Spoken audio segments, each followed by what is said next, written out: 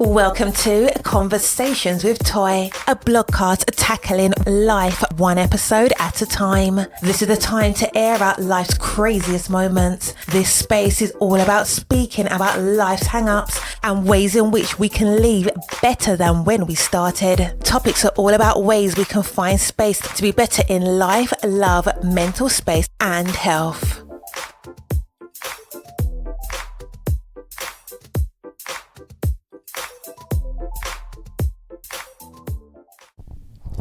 Happy Friday. One more week. We have truly made it. It's been a very interesting week. And I will say a very long week. There's just literally no way around that. It's been a long week. But if you have children like I do, we are in spring break. So we've had a couple of days this week of spring break. We have a couple of more days of next week with spring break, and spring break is completely different. You know, normally, I wouldn't say normally, but we were trying to make our new tradition of visiting my grandmother.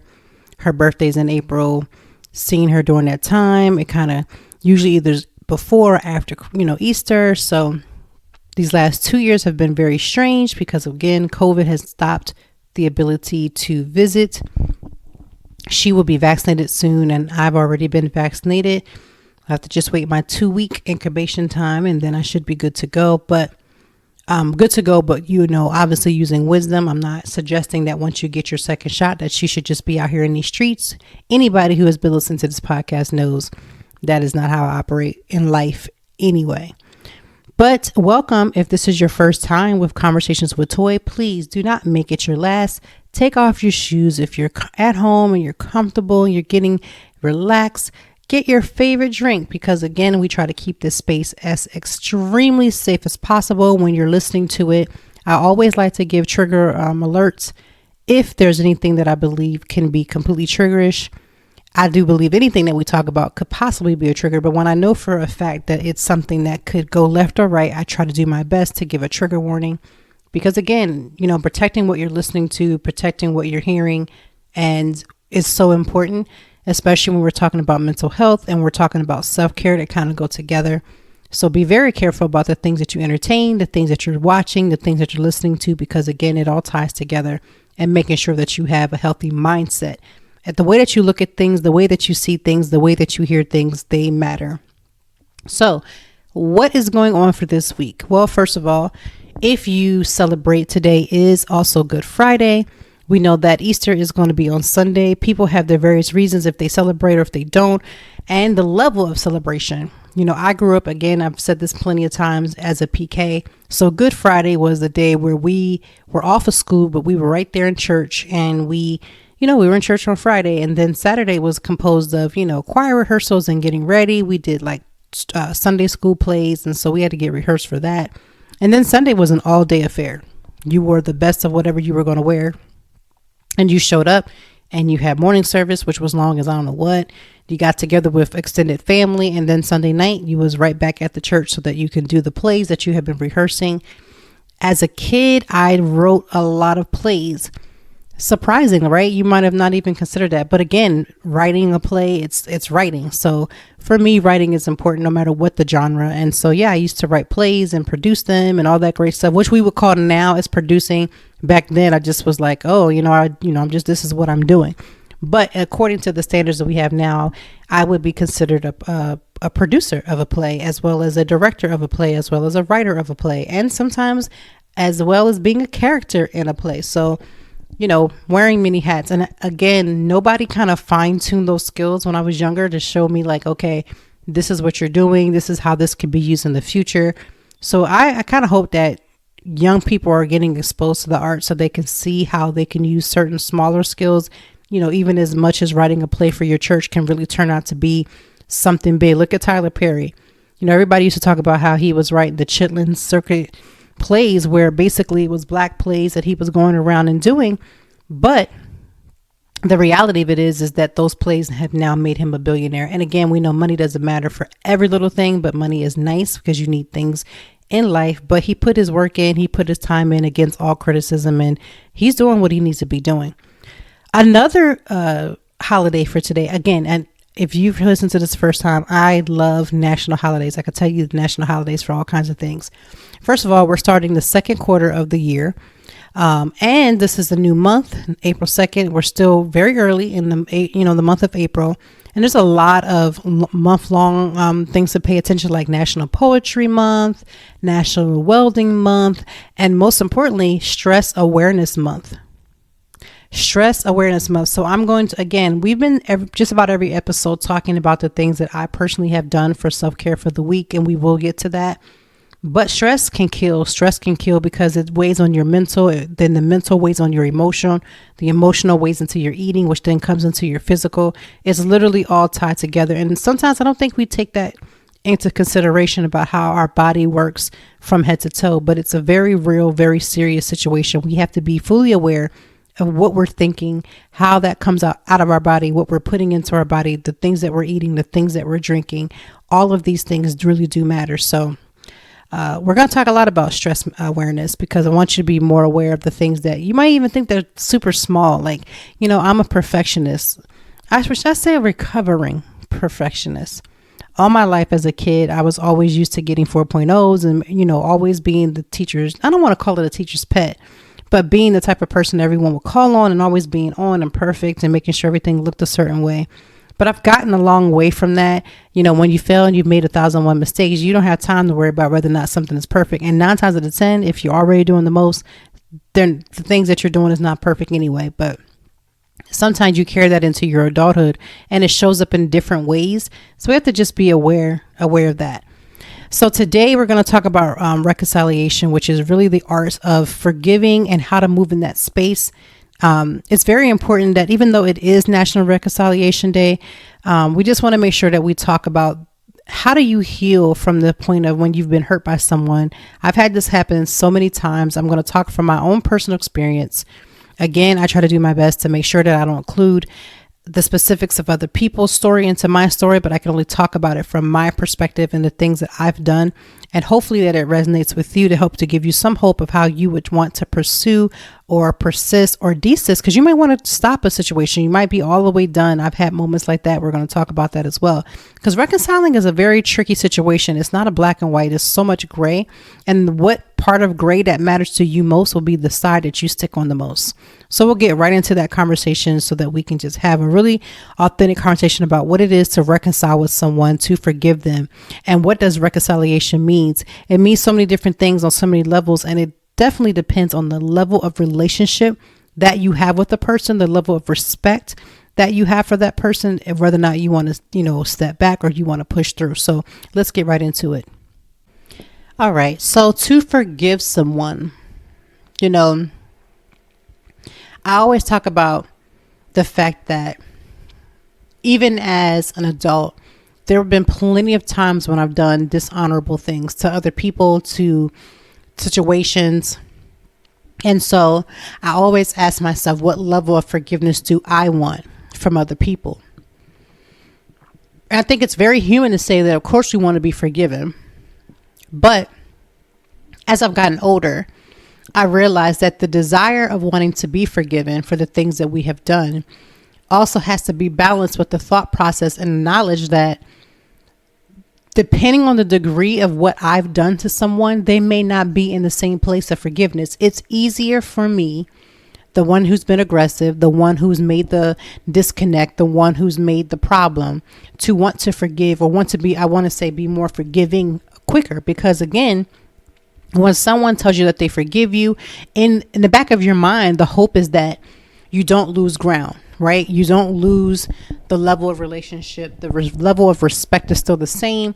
And you're able to, even if it's a slow walk, forge either the same level of relationship or form another level of relationship that may become a little more, it may even be better, I should say, than the relationship that you had before.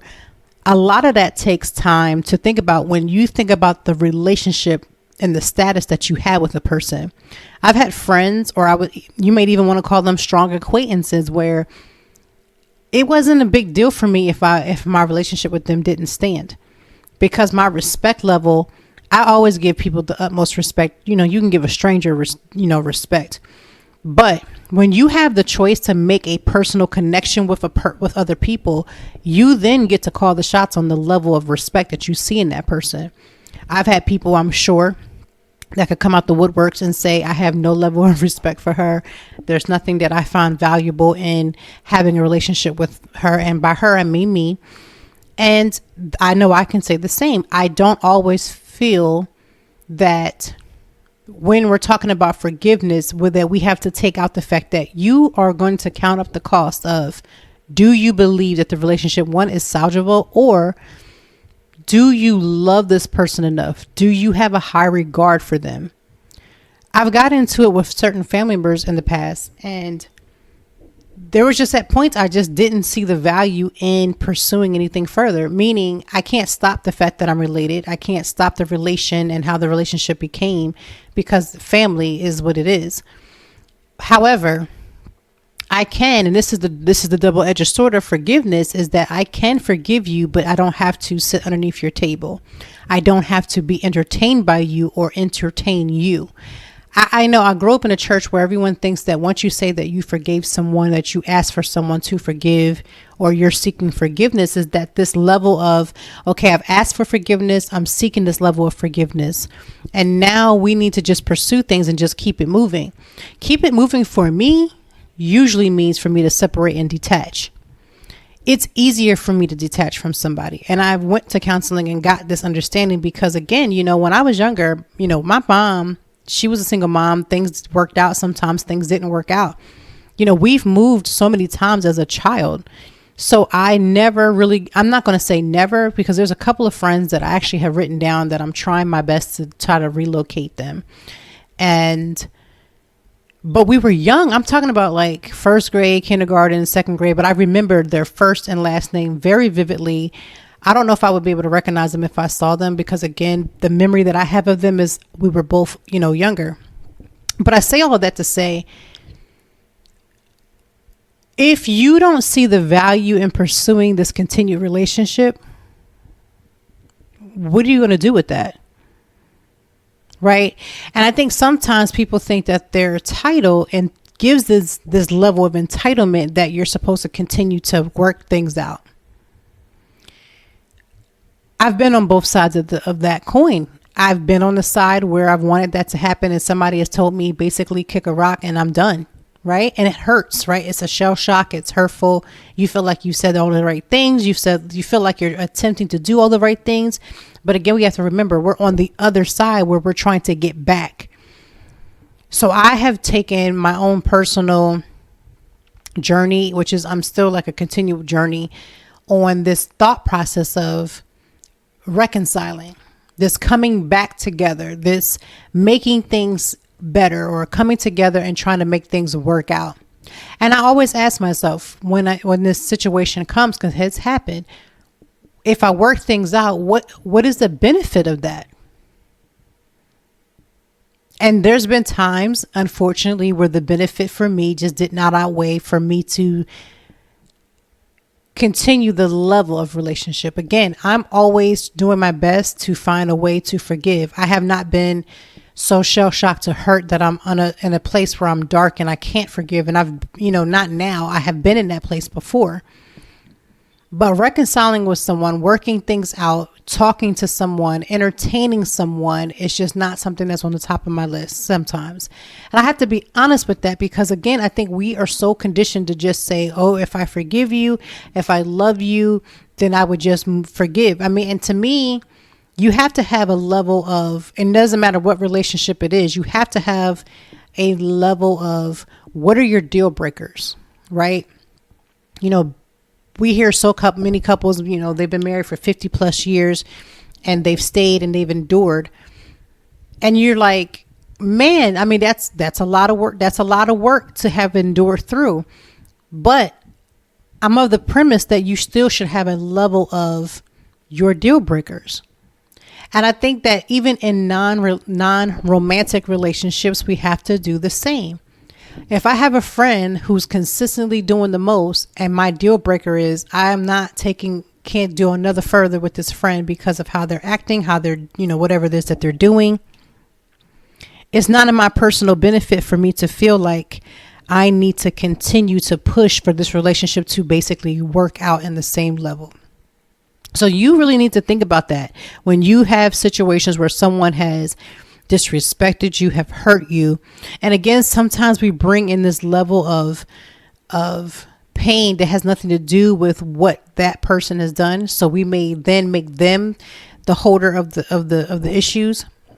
If I have a family member who has said something to me, and again, I've been in a situation before, but really that's the surface situation. But deep down, it's because I felt whatever level of disrespect. It's going to boil down to the level of relationship that I see with them. What benefit do I have? And I know that there are so many people that would tell you that that is a wrong mindset to have, that if you want to be forgiven, you must also forgive. And I think that's a very true thing. You cannot continue to be a type of person that's always being offensive and offending and then wanting, forgiveness and reconciliation that you're not willing to give. I do believe that. I believe that we should be able to give, especially the things that we want to receive from someone else. We have to be that first example of that. Then is the flip of, well, do I continue? Do I talk? Do I call first? Do I text first? These are things that you have to decide. If that person is on a deal breaker and has pushed one of your deal breaker buttons and has broken that deal breaker, a deal breaker means this is non-negotiable. I'm not willing to take a hit on my peace. I am not willing to take a hit on the way that I'm being loved. I'm not willing to take a hit on the way that I'm being treated. That to me is a deal breaker. And someone is breaking those deal breakers. You have a right to put up that standard and live and stand by that standard. And you can forgive. I always say to people, if someone, threw something at my car or something like that, I can talk and say my piece from across the street, right? And I think even with social distancing, we understand that, right? You can have a conversation with someone and talk to them from across the street. You don't have to be directly into their presence for them to feel that you either care about them or not, or that you're willing to make things work. So be very careful on how people are always going to be making sure that you do the most, that you stand up the most, and you make these different requirements that other people are just not going to be willing to do. Reconciliation, working together, it takes a lot of work. It takes a lot of faith. It takes a lot of trust. And sometimes trust can be broken, and yes, it can be built up. But the relationship, it's like when you break a cup. I am a mug person. I love mugs. I can have a mug for every little thing. But once my mug is broken, even if you super glue it back, and even if it holds to somewhat degree level of what it did before, that broken cup will never be the same. It will not look the same. It will not drink out the same. It doesn't hold well in my hand the way that the other one, the way it did it before it broke. Same thing with relationships. When relationships break, you can come together. You can try to make it work. You can super glue it. You can even get down to the deep of the surface and have conversations and go through all these different levels, but that relationship may not look the same. It may not be held in the same regards. It also may not feel the same. When I go to talk to that person, our relationship and disconnect may not always be there. And can it get there? Yes, but it takes two people to make sure that it does, and it takes a lot of work. And sometimes it takes distance, which I talked about last week, or I think it was last week or the week before, about my issues with the silent treatment. That space in between a relationship, I'm not good with. And so once we get to that level, it's easier for me to walk away. Because I, like most people, do not feel like at this point in our lives, we have to struggle to make a relationship work. Right? In your 20s, you believe that everything is invincible, that relationships are invincible, and that they will carry on and they will never break and they will never have a breakup, and everything will just go and flow to the next level and then continue from there. When you get a little older and you start looking at stuff, you know that that's not true. Things don't always flow that way. There are things that happen that literally will break. It's like a veil, and it just will break and separate who's on what side. And that's just where I'm at with that. And you may be feeling the same way, where you feel like, okay, I have forgiven this person. I have love for them, but I can love them from over here, and I can forgive them from over here. And I don't have to entertain them or be entertained by them. Because sometimes people want us to do that, and it's just so that they feel better about what happened. They want to feel better about what's happening, what they have done, what they have said. And so they need you to grant them that.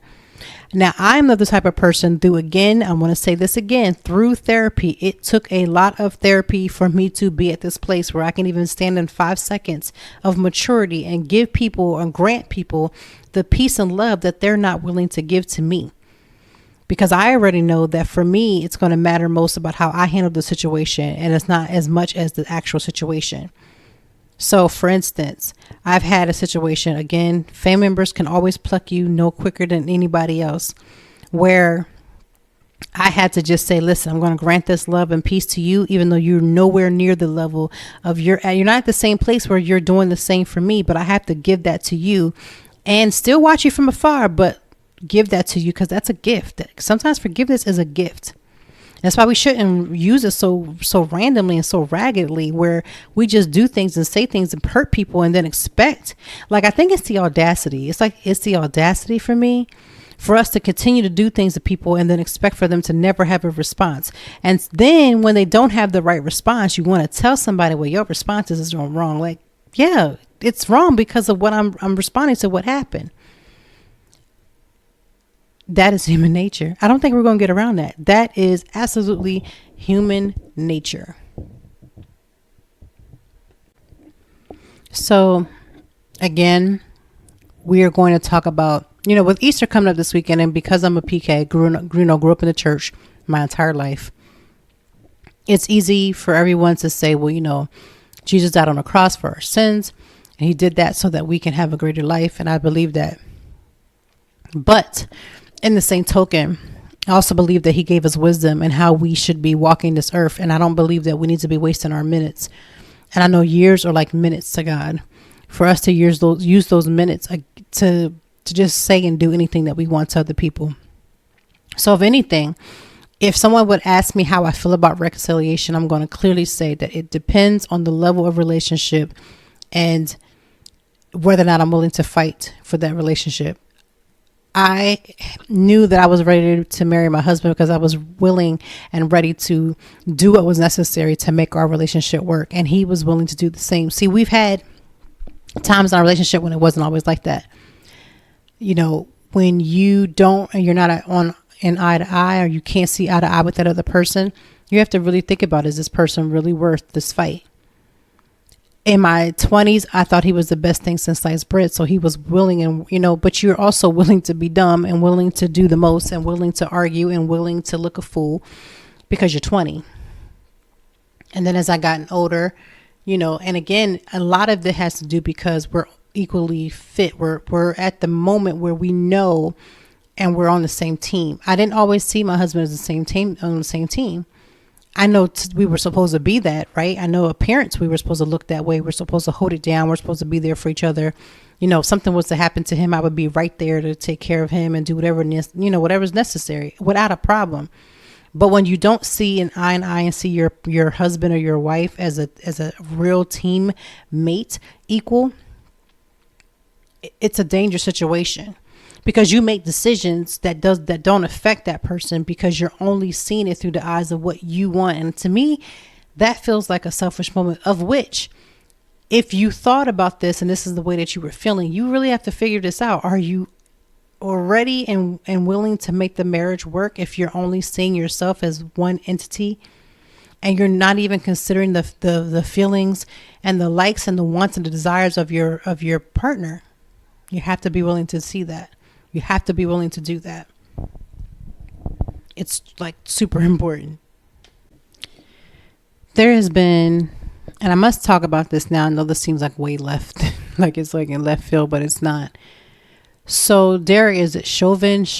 He is the police officer that is responsible for George Floyd's death. And the trial has been extremely hard to watch. Now, I'm going to be honest. I've been trying to watch bits and pieces, or I try to get a recap, because I am in the house with my children and it's a lot. And I know that means I'm being selfish in my thought process, but I just believe that self-care and knowing what you can take in and what you can't take in is important. So for me, I don't need to spew that anger onto my children. So I try to, if I am going to watch, try to catch up at nighttime when my children have gone to bed, so that again, I can give them my best And it's hard to just fathom and see the things that were said, the things that had transpired, and how much worse that I didn't even realize. I'm sure a lot of us didn't realize how bad the situation really was. To hear George Floyd begging for his life and already saying, please don't shoot me. This was way before it even escalated to the level that it did. That's been hard. So I just want to say that I'm putting this out on this podcast only because I know that a lot of us, and because I talk about mental health and I talk about self-care, a lot of us are very interested in the facts and the things that went down, and we're interested in what's being said and what's going to happen.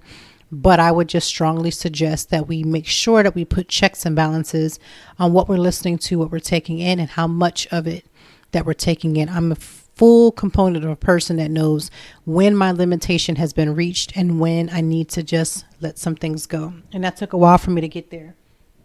But now that I'm here, I'm staying there. So even with the case, as monumental as it is and as dangerous as this trial can be, we've had plenty of times when there's been trials and police officers have been on trial and they have gotten off and it has been an uproar. But I just believe that the level of craziness that is bound to happen in just about every city in America, just like it did when and I say we because we as a people marched all summer long, I just see this being way worse than this. So my heart really does go out to, George Floyd's family, and my heart goes out to the world, because this is, everybody's watching to see what's going to happen. And my biggest fear is that we're going to find ourselves in an increased situation that we had in the summertime, if not more. So I just wanted to say that, because I always talk about self-care and managing your life, I just want to make sure that if you need to take a break, if you need to say, I can't watch today, I'll catch up with it tomorrow, do whatever is important. We need to keep making sure that we say that, because sometimes we want people to be on go. I don't understand this mentality where we want people just to continue. There's no breaks. There's no stops. There's no anything. We just need to stop putting this type of undue pressure on people, and especially people in our own circle. I wanted to talk about, again, when I was talking about self-care, I was trying to figure out what are the 3 or 4 things that worked for me this week. One of those things was I just had to keep telling myself that as much as I put these little schedules together, they're my schedules, right? It's not like I'm under a situation where my boss is telling me I have to do a certain thing by a certain time in a certain way. I'm legit being the one that makes the calls and decisions about what it is that I want to put out, how often and what time and where.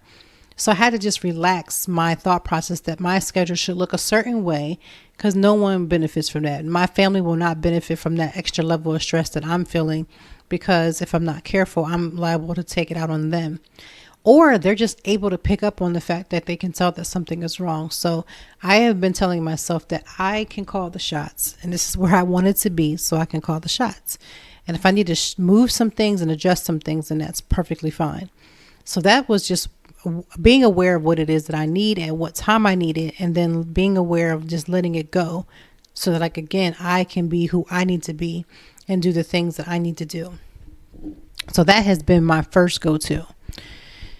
The second thing that I have been doing for self-care is I have been writing in my journal. I just got a new one. I know I get one like all the time. I actually just got one from one of my best friends. A couple weeks ago, we had went out to dinner and she got me one. So I've been using that. And then I got another new one through another company, and trying to decide, okay, I'm going to use this one for this and use that for that. But for me, I know that we have phones. I know we have technology, but for me, it's still writing things down, writing the plans out, being very meticulous about what it is that I need to accomplish, and knowing exactly where I want to be and writing those things down. For me, it's just everything. I have to be able to write things down to make that goal. I think I make it more solidified by writing it down. I make it more solidified by getting up every morning and looking at it, seeing what's on the horizon. What do I need to get accomplished? So those are just types of things that have helped me. I'm still listening to podcasts. I know I'm a podcaster, but I love listening to other people. They have their own ability to just bring life to whatever it is that they're talking about. I just enjoy it, especially if I'm working out or if I'm just chilling on the couch or whatever it is that I'm doing. I just enjoy making sure that I'm listening to podcasts and making sure that if I am listening to one, that there's something that I want to get out of it. If it's nothing but humor, Because we can laugh. It doesn't have to, everything does not have to be super serious. So right off the top, those have been the things that I've been paying attention to when it comes to my self-care and taking care of my hair. I have been very much in tune of taking care of my hair. I think this is the first time since I've gone natural in the 4 years that I've been natural that I have been learning the process in which to do my hair in different styles and the things that I need and the patience to have to get that done. It takes a lot of patience to keep your hair natural.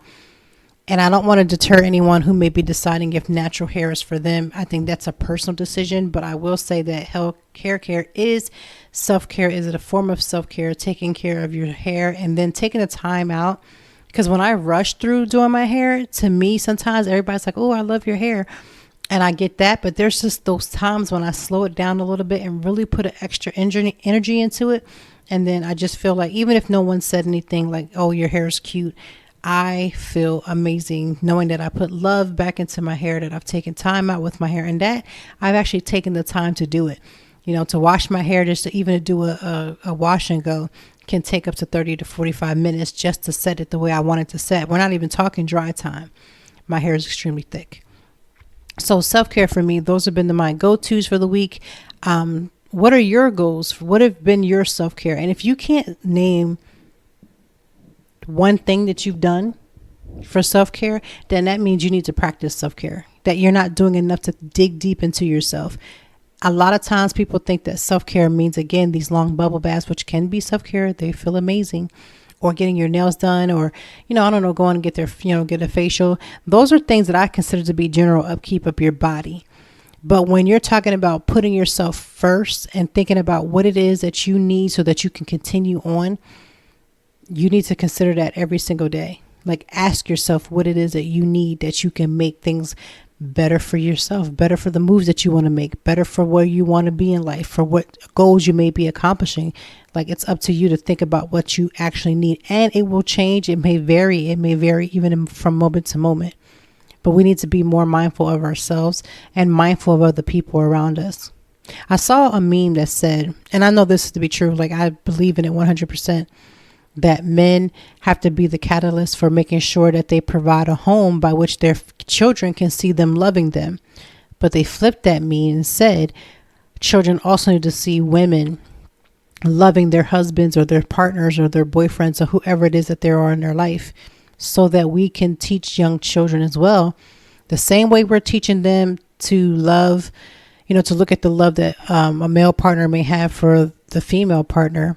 And either female to female, male to male is your call. But in the same token, we have to reverse it so that kids can see that talking to someone with respect matters too. We can't be just screaming and going off a deep end because we're upset and we're angry. Like, we have to show purpose into the things that we're saying, and then take the time to show love and concern. Because the worst thing you can do is talk raggedy to your partner in front of your children. First, it loses ground with you as a parent.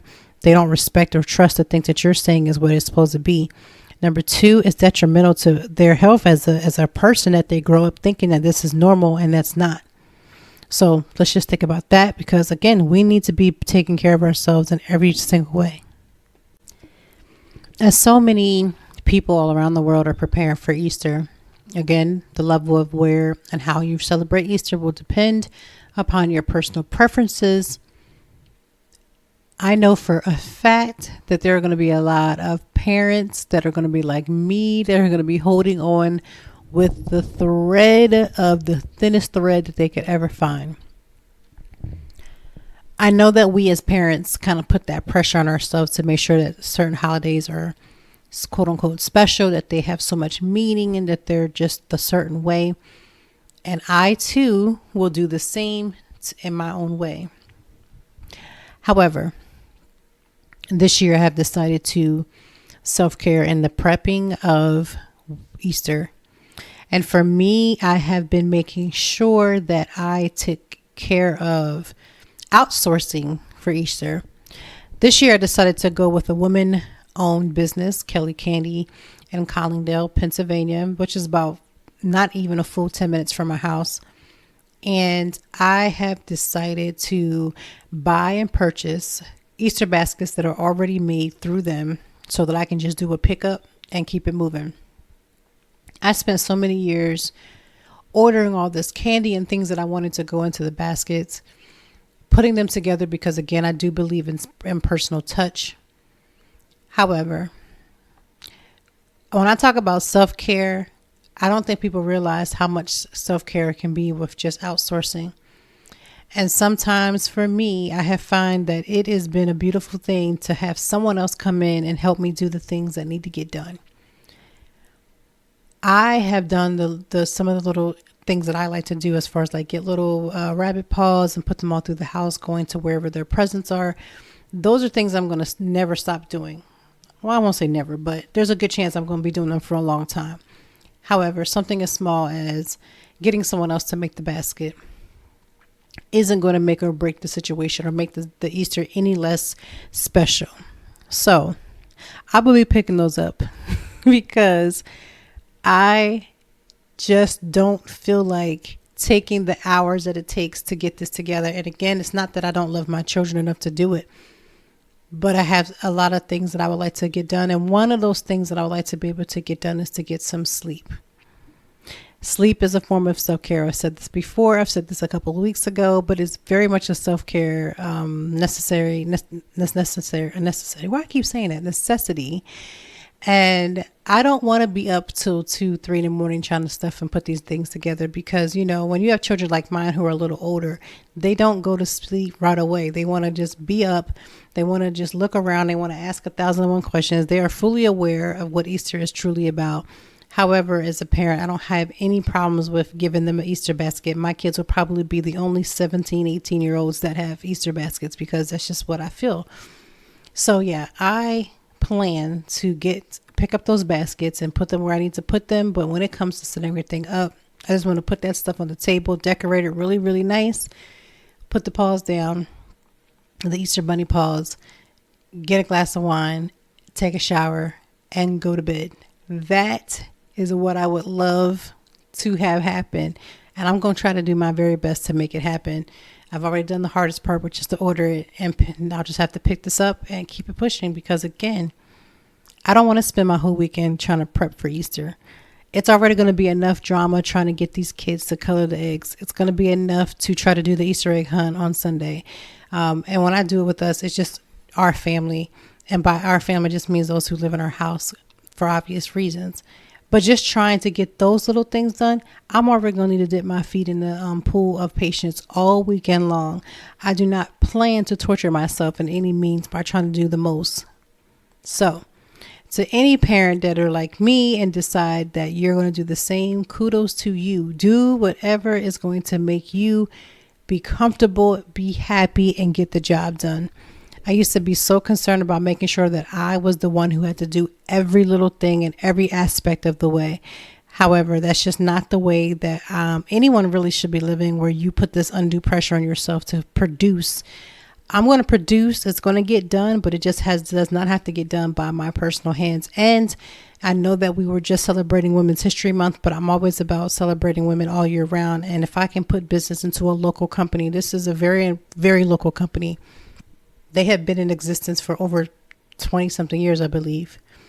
And the pandemic, I'm sure, has put everybody in the up and down situation of whether or not they're going to be able to sustain their business. So for me, I'm putting into a woman-owned business. You know, when you do, smaller business, and y'all know how I feel about Target, right? Me and Target is bae. Like, Target is bae, and I'm here for Target, and that's just the store I go to. I know everybody don't feel the same way about Target, and that's your business. Do what you got to do. But for me, I am here, Team Target all the way. However, as much as I can give Target my money, I can also make sure that I can find a small owned business to support. I can find a women owned business to support. I can find a black owned business support. I can just make sure that I put the money back into my community and the surrounding communities near me. And that is what I am choosing to do. When you say that you support women owned business specifically, you got to make sure that you support with your coin, because it takes coins to make a business work. I know that. You know that. We all know that.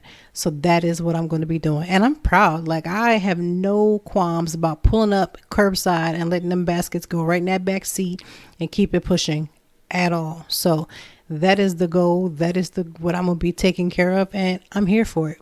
I'm supporting a business. I'm getting what I need for the children. I can then finish putting my final touches, and then I can go somewhere and relax too. Like, I want to be able to enjoy my children. When I was thinking about how my oldest will be 12 this year, that lets me know I only have 5 more grades to go. And then she's going to be at least old enough to make the decisions that affect her. And I want to make sure that I'm giving her as much of myself as I possibly can. And I want to make sure that I'm giving her as much as I can, just in general, like with life and, trying to get her to figure out her own mindset. I am not trying to change or make my kids think a certain way. I know I grew up that way, but that's just not where I'm at. I want to hear what they think. I want to see what their brain is telling them. I want to see what they feel when they're feeling it. Because again, these are the decisions when they're feeling these certain things, when they're going through what they're going through, it determines how they make a decision. So I want to I don't want to tell her what to say. I don't want to tell her what to do. I want to just be a guidance. Now, don't get it twisted. That don't mean she's running my house. That don't mean she's telling me where she's going to go. It does not mean that. It's a mutual respected relationship. And I want to make sure that I'm there to guide her so that she can able to learn how to listen to what her actual voice is. How do we just make kids' voices our voices and then tell them to think for themselves? Like, make that make sense. You won't allow them to make a decision that affects them, and within reason. Let's be real, within reason. And then we tell them, think for yourself. When are we putting them in the power to think for themselves? Right? So again, that is the hope, that I am making sure that I find the way to focus on the things that matter. It does not matter that I'm not specifically putting the baskets together. What does matter is that I provided baskets for them just as a trinket and showing them that they're loved. The most important part is that I can spend time playing with them or watching them do their eggs and color and relax. Those are the things that I just choose to be more aware of. And that is the time, because again, we think self-care is supposed to be this big bubble bath, this big facial, this big whip to do. But sometimes self-care in my position is just saying, no, I don't want to do that. I want to do something different. I want to do it and do it this way because it's easier. I want to work smarter and not harder. We say that, but we have got to stop adding to our plate when it's unnecessary. Because who has the time for you to add extra things to your plate that you then have to come back and figure out where it has to go? Like, that's actually double the work for yourself. So that is what I'm going to be doing. So shout out to Kelly Candies. I will be there. I will call and get everything situated so I can do my quick pickup. Now, because Easter is on the horizon, if you ever are going to order anything, whether it be for Christmas, whether it be for a birthday, an anniversary, please do not wait until the very, very, very last minute and then get mad that the stuff that you want is not available. I've already put my order in. I just literally have to pick it up. And I will actually just call to make sure everything's on the up and up. But I am not the last minute person. I find that oftentimes when you do things as the last person, as the last minute, what happens is everything is going to go completely wrong. And who has time for that extra level and drama? So I've done my due diligence. Everything should be ready to go. And that is going to be self-care as we go into the Easter weekend, because these kids are going to be hopped up on all kinds of candy. I'm personally making a 2-layer cake, a lemon cake. So we got all these different sweets. And you know what? I'm going to let them enjoy it now, not get sick, but let them enjoy that moment. You only become a kid. You only get to be a kid for this short amount of time. Like I know my mom, if she listens to this, or my grandparents, if they're listening to this, we always talk about being grown until you have to actually be grown, till the bill comes in your name and then you have to pay for it. Instead of using it as a situation to flex, look at it for what it is. Like, you really are in charge. You have things that you have to take care of. You have lives that are at stake. So I'm going to focus on what's important, spending time with them, enjoying their presence as they enjoy their present. And so I wanted to end this podcast because I know we talked about various issues, not necessarily issues. We talked about self-care. We talked about forgiving, and the level of relationship with another person depends on the level of forgiveness and coming together, and whether or not that relationship will work out the same way in which it started. We talked about learning to look at different ways of self-care. Because again, for me, doing my hair is self-care. taking that time out. I've really been trying to dig deep into learning how to take care of my hair and wearing it without being in a protective style. I mean, whether in braids, crochet or wigs or weaves, just trying to wear my natural hair out and then putting that extra energy, because you can't just have your natural hair and just let it go. Putting that energy back into making sure that it's okay. And again, with Easter weekend, outsourcing, supporting women-owned businesses, and just learning to just let things go the way that I want them to be run, and just being open to the situation of learning how to be a little bit more efficient without really damaging myself, without working so hard, without feeling guilty, all those different levels of things. But I also wanted to just end with one of my, I guess, favorite Easter memories as a kid, since we are going into the Easter weekend, is, growing up a preacher's kid, PK, we wore those really, really big puffy dresses, to church, and we sang on the choir, and we sang with our family. I think one of my biggest memories of, being a child in Easter time was my grandfather would make these baskets, these Easter baskets, and he didn't make individual baskets. He made this one basket. It probably was as big as probably about half the size of my desk. So I have, in my home office, I have this desk. It's not long, but I'm about to say maybe, if you said like 30 inches, that's how long this basket was when I was growing up. And he made sure that it had enough candy. Now, he has 6 children. They all have children, and their numbers vary from here to there. So there's quite a few children and grandchildren and great-grandchildren. And he would make these huge baskets, and he had something for everyone. I don't know how he just knew, or he just grabbed a bunch of things and was just making it look presentable. But whatever the case was, I remember him doing that. I remember him getting this one big basket and having it enough for everyone. And he would refill it. Like, he had candy on deck. Something went low, something got eaten, he would just refill it. And he did all of the cooking except for like maybe the potato salad and the rice. My grandmother did those, but he did everything. And I just remember that hospitality. I remember that love that he showed us in his cooking and taking care of everyone. I mean, he is the type of person that, if you need something, if he has it, you can have it. And he loves feeding people. It was almost like cooking and taking care of other people was his way of showing other people that he loved them. That was just his love language towards other people. And so those are just like some of the memories that I hold on to when I think about and look at the memories that we're creating with our own children. These last 2 years have only stunted one portion of the memories. Memories don't die just because you're in the middle of a pandemic. You remember them the most. You try to hold on to them the most because you're more cognizant of the fact that you're not able to make the memories like you want to, and now you have to rely on the memories that you once had. I honestly am just grateful for those years that my grandfather would do that. I mean, to be honest with you, if it wasn't for the pandemic, he would be doing that right now. Like, that's still his thing. And he's aging, and he's still trying to keep himself together and making sure that he's moving things and doing the things he needs to do to take care of his body. So I just wanted to share that moment. I'm sure you have a slew of your memories from when you were a kid and just celebrating Easter. Easter is not necessarily just about Easter eggs and bunnies. Those are things that we use as symbolism. But at the end of the day, I just am so grateful to be able to have the children that I have and to make the memories that I'm making. Outsourcing, of course, but I'm grateful.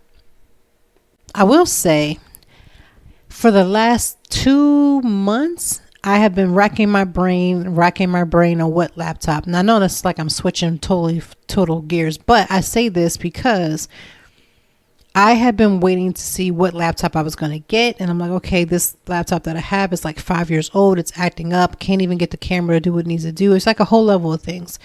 And one of the things that I have been doing is just trying to get an understanding of some other bloggers or podcasters who have laptops and what they want, what they're using, and all those other things. So I have made a decision, and I have pulled the trigger on what it is. I don't want to say trigger because, we don't want to promote that, but I will say that I have made the decision to go ahead with the laptop that I have chosen. I'm going to test it out for the first couple of days. I think you have 7 days to return things. So I am going to do that and then see how I like it. The biggest thing for me is to make sure that it's compatible, that it can do all the things that I need to do, that it has capabilities of storage, even if I don't plan to use it to a full extent. It has to be able to be as fast as I need it to be to look up things and type. It has to feel good on what I'm typing. I'm very particular about handwriting with pens, and I'm also the same way with keyboards. So those are types of things.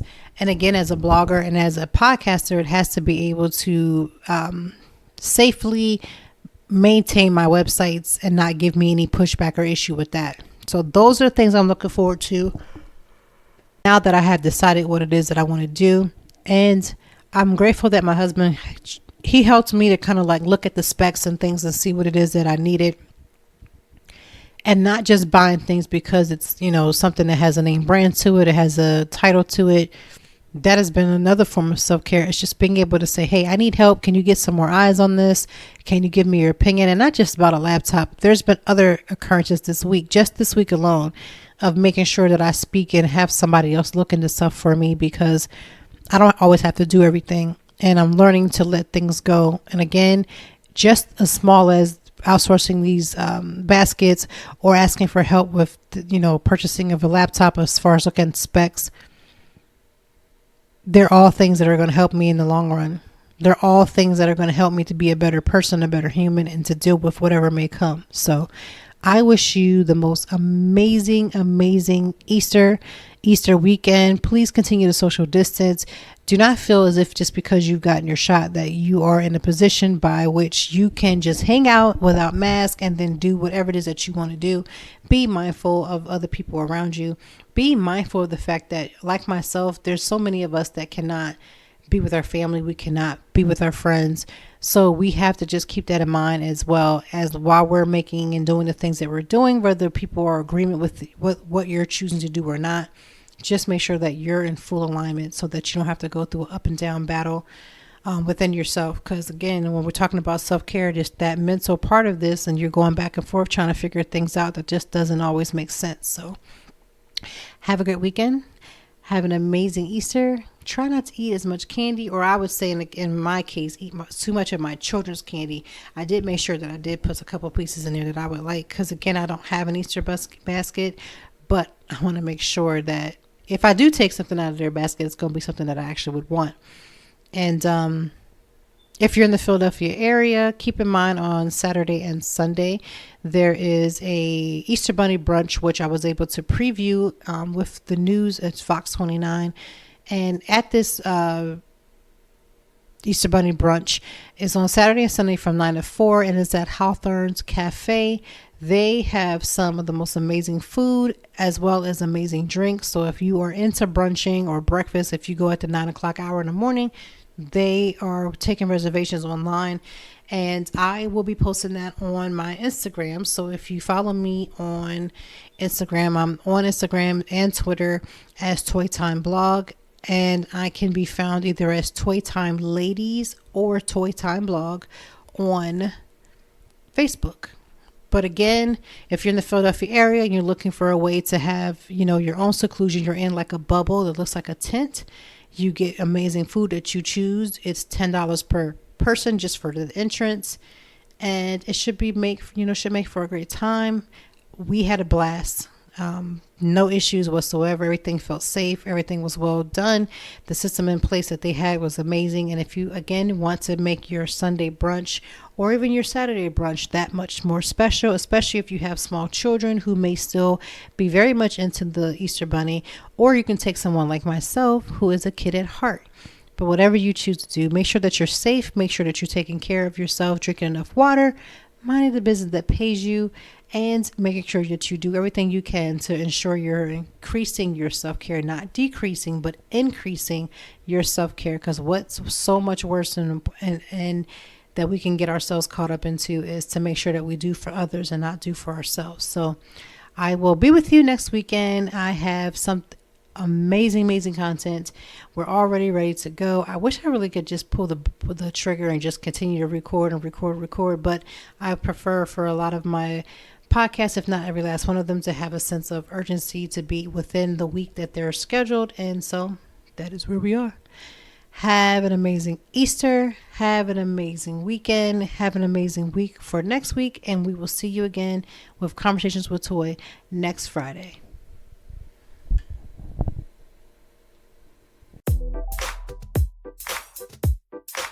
Thank you as always for joining me, and I know that even in the deepest or joyful conversations that there's something we can learn and apply. Until next time, I hope that you are doing better. If not, we will be back to talk some more and handle it. Peace to you and yours. Stay grounded.